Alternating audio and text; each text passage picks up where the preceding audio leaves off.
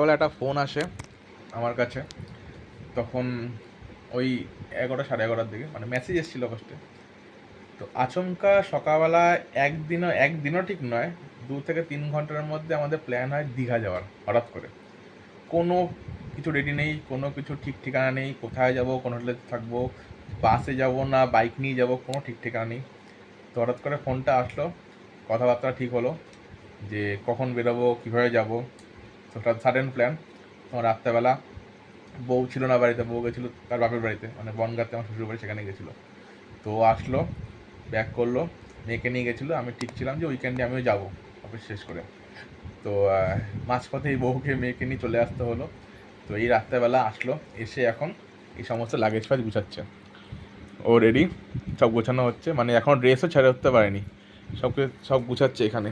এই লাগেজটা নিয়ে গেছিলো বউ মেয়েকে নিয়ে শ্বশুরবাড়িতে, আর এই লাগেজটা নিয়ে এখন যাওয়া হবে দীঘাতে। তো সব কিছু অগোছালো সব কিছু ছিল।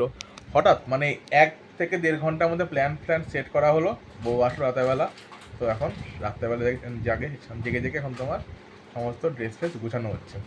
তো কালকে সকালবেলায় বেরো, ভোরবেলার বাস রয়েছে আমাদের অশোকনগর থেকে বাস, মানে হাবড়া থেকে ছাড়ছে বাসটা, ডিরেক্ট দীঘাতে যাবে। এসি ভলভো বাস বুক করেছি। তো সকাল 4:45 আমাদের এখান থেকে ছাড়বে বাসটা। ওই অ্যারাউন্ড 10:30টার মধ্যে দীঘাতে পৌঁছে যাবো।